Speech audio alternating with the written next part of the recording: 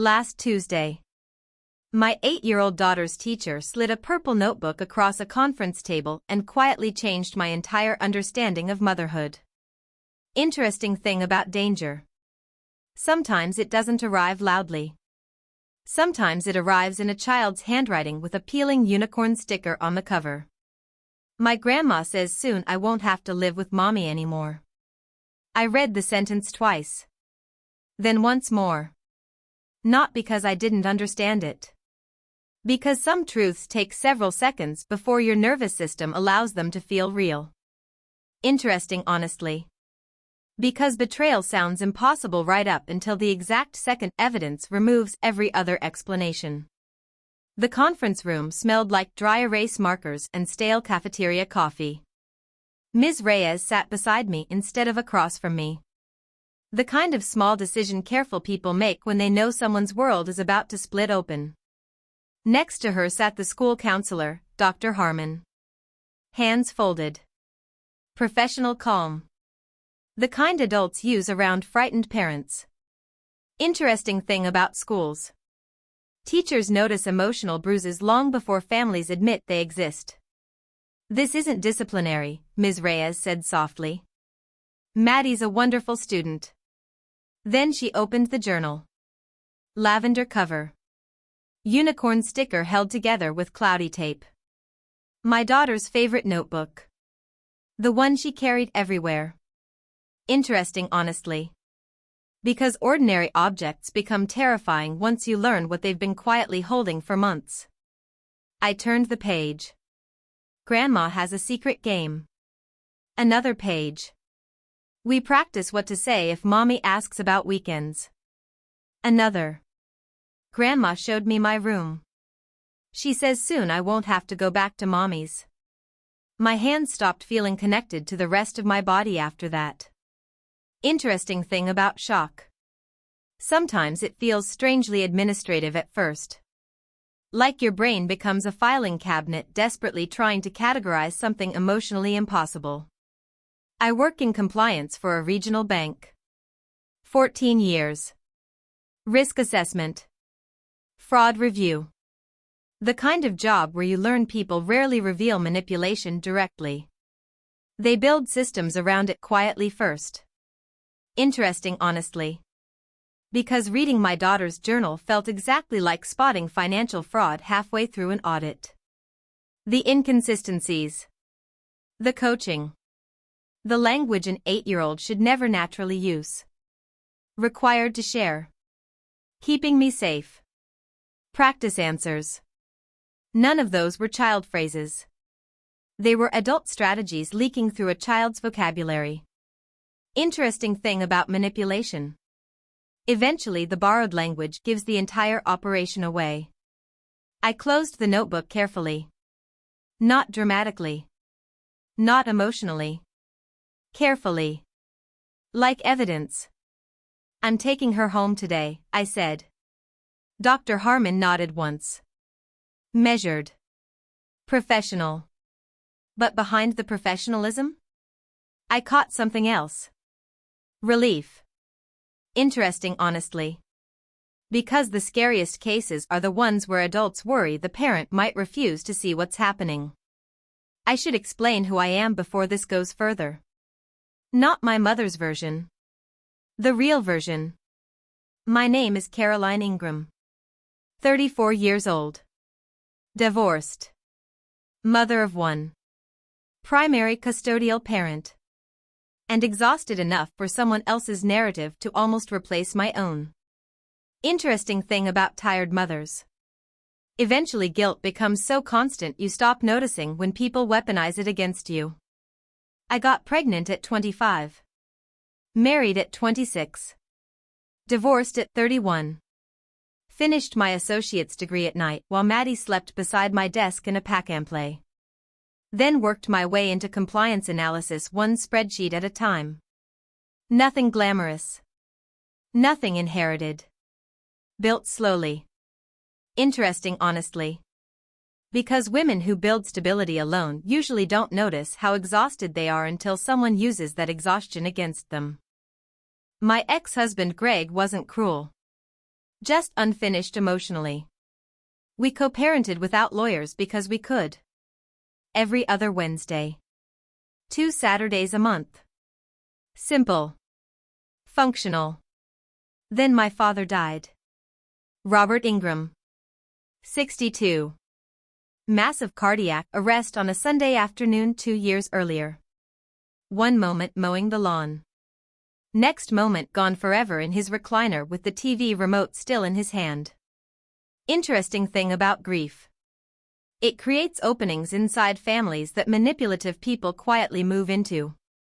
After Dad's funeral, my mother unraveled publicly. Stopped sleeping. Stopped cooking. Started drifting through that four-bedroom house like a ghost waiting for instructions. My sister Diane had soccer tournaments and 2 teenagers. So I stepped in. Every other weekend? Maddie stayed with Grandma. At first, it looked beautiful. Cookies. Card games. Matching aprons. My mother laughing for the first time in months. Interesting, honestly. Because some emotional traps disguise themselves as healing initially. Maddie loved it. Or seemed to. And I told myself grateful things. She needs family. Mom needs purpose. I'm lucky Maddie has grandparents who love her. Interesting thing about slow manipulation. It survives by hiding inside reasonable explanations first. Then small things started changing. Tiny things. Almost invisible things. Maddie stopped coming home excited. Started coming home careful. Not sad. Watchful. Like she was editing herself before speaking. Interesting, honestly. Because children coached emotionally begin sounding rehearsed long before adults recognize the pattern. One night over spaghetti. She pushed away her plate. Grandma's sauce is homemade. Not rude. Evaluative. Like comparison had already become normal somewhere else. Another night. While brushing her teeth. She asked why we didn't own a bigger house. Grandma says we could if you tried harder. Interesting thing about parental alienation. It almost never begins with outright hatred. It begins with tiny erosions of trust disguised as harmless observations. I ignored every warning sign. Every single one. Because acknowledging them would have required admitting something unbearable. That my own mother might be teaching my daughter to doubt me deliberately. Interesting, honestly. Because denial feels safer than betrayal until evidence finally removes the choice. That night after the school meeting, I sat alone at my kitchen table reading the lavender notebook like an investigator instead of a mother. Page after page. Weekend after weekend. The language escalating slowly. Grandma says Mommy works too much. Grandma says I'd have my own room there forever. Grandma writes down what I say. I stopped breathing on that line. Writes it down. My mother was documenting conversations through my child. Interesting thing about people building cases secretly. They eventually stop behaving like family and start behaving like opposition. Then came the entry that finally shattered denial completely. Grandma showed me a book with family pictures. Pause. Mommy isn't in a lot of them because Grandma says she was too busy. I closed the notebook. Pressed both palms flat against the table. And finally admitted something I'd been avoiding for months. This wasn't loneliness. This was strategy. This wasn't loneliness. This was strategy. Interesting thing about manipulation. Once you finally recognize the pattern, every earlier moment rearranges itself instantly. I stayed awake until sunrise reading my daughter's journal like evidence in a fraud investigation. September. The secret game. October. The bedroom. November. The memory book where I'd been cropped out of family photos. Interesting, honestly. Because manipulative people rarely lie once. They build entire alternate realities slowly enough that children stop noticing the construction. At 6:02 a.m. My coffee maker clicked on automatically. I hadn't slept. Not even close. The lavender notebook sat open beside me. Unicorn sticker peeling upward at one corner. My daughter's careful handwriting filling page after page with things no child should have been carrying emotionally. Interesting thing about exhausted mothers. We often blame ourselves first even while reading proof someone else caused the damage deliberately. By 7 o'clock, I was in the car driving toward my mother's house. 27 minutes. Same route I'd driven since high school. Past the Dairy Queen on Route 12. Left at the stone church. Down Maple Street where the houses widened and the sidewalks disappeared. Interesting honestly. Because familiar roads feel terrifying once you realize they've been leading somewhere dangerous quietly for months. Mom's car wasn't in the driveway. Tuesday morning meant Bible study until 10. The front door was unlocked. It always was. Dad used to joke that nobody would rob us because the only valuable thing inside was Mom's casserole recipe. Interesting thing about old family jokes. They become painful after the person who made them disappears. I walked through the kitchen first. Maddie's cereal bowl sat drying beside the sink. Then the den. Dad's recliner still dented permanently in the middle. Like grief itself had weight. And finally, the guest bedroom. Except it wasn't a guest bedroom anymore. Interesting honestly. Because sometimes the most horrifying discoveries are the quietest looking ones. The door opened slowly. Yellow gingham bedspread. Twin bed. White bookshelf. A wooden sign mounted above the headboard. Maddie. Hand-painted block letters. My daughter's name hanging permanently inside my mother's house. Like ownership. Like preparation. Like inevitability. Interesting thing about intent. You can feel it physically once someone's plans become visible in real space. The closet stood open. 12 outfits. Folded by color. Shoes lined neatly beneath them. Toothbrush already placed inside a ceramic cup beside the bed. Not a weekend room. A permanent room. Interesting honestly. Because temporary love doesn't organize itself this carefully. Then I saw the photo album. Sage green cloth cover. Gold lettering pressed across the front. Our family. I picked it up slowly. My mother's handwriting curved neatly beneath the title. A memory book for Maddie. Interesting thing about sentimental objects. They become monstrous once you understand the agenda hiding inside them. The first page. Dad holding newborn Maddie in the hospital. Second page. Mom and Maddie baking Christmas cookies. Third page. Easter brunch. Fourth. Pumpkin patch. Birthday parties. School concerts. Dozens of family memories. Except something felt wrong immediately. Interesting honestly. Because the brain notices absence before it identifies exactly what's missing. Then I realized. I wasn't in most of them. Not naturally absent. Removed. Cropped. Edited away. One photo still showed the edge of my red sweater sleeve. Another.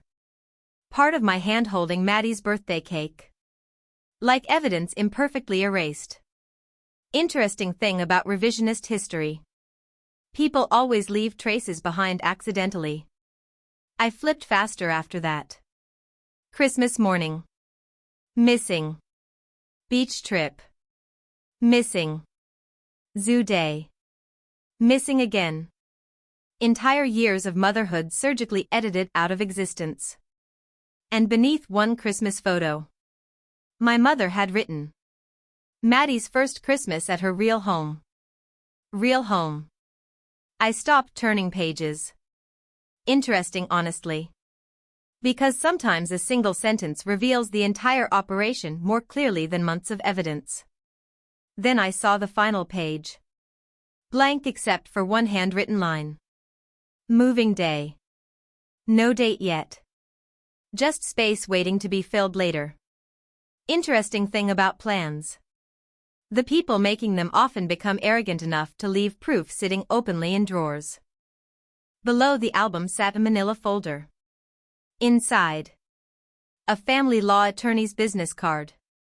Highlighted state statutes on grandparent visitation rights. Guardianship petition notes. And school enrollment paperwork for Elmwood Elementary. 3 blocks from my mother's house. Enrollment deadline circled in red. Interesting, honestly. Because suddenly my daughter's journal stopped sounding paranoid and started sounding late. That's when I heard the garage door open. Metal rattling. Car door slam. Grocery bags shifting. My mother was home. Her footsteps paused halfway down the hallway. Then, Caroline?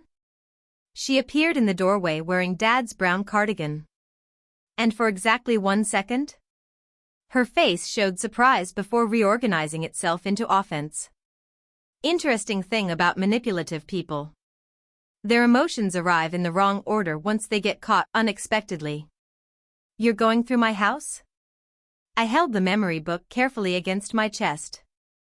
I read Maddie's journal today. Silence. Not confusion. Recognition. Huge difference. Interesting, honestly. Because guilty people rarely ask what you mean. They immediately calculate what you already know. The one where she writes about the secret game. Mom crossed her arms slowly. What journal? The one where she writes about practicing answers. Pause.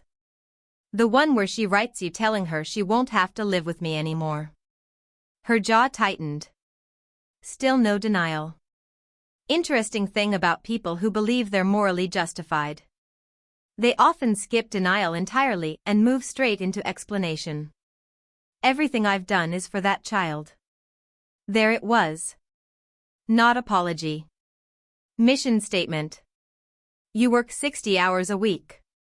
She needs stability. She has stability. A babysitter and microwave dinners aren't stability, Caroline. Interesting, honestly. Because people undermining mothers almost always attack exhaustion first. I lifted the enrollment paperwork from the folder. The school forms. Then the attorney's card. The guardianship notes. Then the album. The pictures where I've been cut out. Mom's chin lifted slightly. A defensive queen protecting territory. A grandmother has rights. A grandmother has limits. Silence stretched between us. Heavy silence. Because suddenly we were no longer speaking like mother and daughter. We were speaking like opposing sides discovering the case had finally become visible. We're no longer speaking like mother and daughter. We were speaking like opposing sides finally realizing the evidence had surfaced. Interesting thing about betrayal. Once it becomes visible, people stop pretending to misunderstand each other. Mom stood in the doorway of the bedroom gripping Dad's cardigan closed at the front. Thin shoulders. Sharp eyes. Grief wrapped around calculations so tightly you could barely separate them anymore. She needs consistency, she said quietly. She has consistency. You leave before sunrise half the week. I work. You disappear. Interesting, honestly. Because manipulative people always rename sacrifice into abandonment first. I held up. We were no longer speaking like mother and daughter. We were speaking like opposing sides finally realizing the evidence had surfaced. Interesting thing about betrayal. Once it becomes visible, people stop pretending to misunderstand each other. Mom stood in the doorway gripping Dad's brown cardigan closed around her chest. Thin shoulders. Sharp eyes. Grief wrapped tightly around entitlement until the two became almost impossible to separate. She needs consistency, she said quietly. She has consistency. You leave before sunrise half the week. I work. You disappear. Interesting, honestly. Because manipulative people always rename sacrifice into abandonment eventually. I lifted the memory book slowly. You cropped me out of her childhood. Mom's face hardened immediately. I preserved family memories. No. Still calm. You edited me out of them. Interesting thing about revisionist people. They become furious once someone uses accurate language instead of emotional language. She was happier here. There's a school enrollment packet in the drawer. Silence. Huge silence. Because suddenly she understood I'd found all of it. Interesting, honestly. Because plans feel powerful only while they remain hidden. Mom stepped farther into the room. I lost your father. There it was. The shield. The justification. The grief weaponized into moral permission. You took control of his estate. You became trustee. And now you want to take her too? Interesting thing about unresolved grief. Sometimes it mutates into possession. Dad's estate. The house. The education trust for Maddie. He'd named me trustee. Not Mom. Not Diane. Me. And suddenly, years of strange comments rearranged themselves inside my head. Interesting, honestly. Because people rarely reveal their real motive first. You think this is about money? I think you've been preparing my daughter to leave me. She belongs with family. She belongs with her mother. The room went completely still after that. Not loud. Not dramatic. Just two women finally saying the real thing underneath 18 months of manipulation. Interesting thing about boundaries.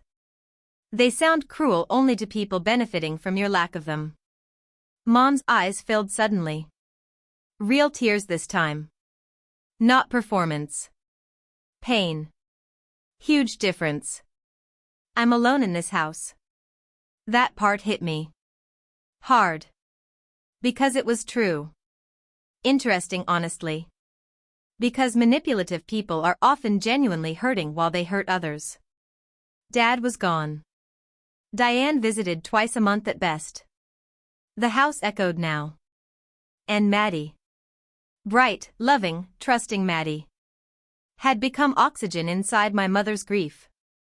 But grief doesn't excuse grooming a child emotionally. And loneliness does not create parental rights. Interesting thing about compassion. You can feel sorry for someone without surrendering your child to them. I would have helped you, I said quietly. You never had to do this. Mom laughed once. Bitter. You were already pulling away. No. I shook my head slowly. I was working. You chose spreadsheets over family. Interesting, honestly. Because women's labor becomes invisible the moment someone benefits from it emotionally. I looked around the room one final time. The folded clothes. The yellow bedspread. The toothbrush waiting beside the sink like my daughter was already half moved in. Then the sign above the bed again. Maddie. Permanent. Prepared. Possessive. Interesting thing about obsession. Eventually it starts decorating rooms. I picked up the manila folder. The album. The enrollment paperwork. Everything. I'm taking Maddie home. Mom's face changed instantly. Fear. Real fear. You can't keep her from me. I can keep her safe. That landed. I watched it land. Interesting, honestly. Because manipulative people hear boundaries as punishment immediately. She needs me. She needs honesty. Mom's breathing quickened. You're overreacting. There are 214 messages in the family planning chat. Silence. Absolute silence. Because now she understood the real problem. I knew about the others. Diane. Brenda. The screenshots. The lawyer conversations. All of it. Interesting thing about conspiracies. They collapse instantly once the wrong person gains access to documentation. You checked her tablet? She's 8. Another silence. Heavy. Dangerous. Then quietly. Almost to herself. Mom whispered. She was happy here. And honestly? That was the saddest moment of all. Not the journal. Not the lawyer. Not even the bedroom.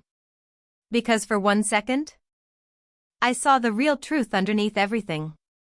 My mother genuinely believed loving my daughter more intensely gave her ownership over her.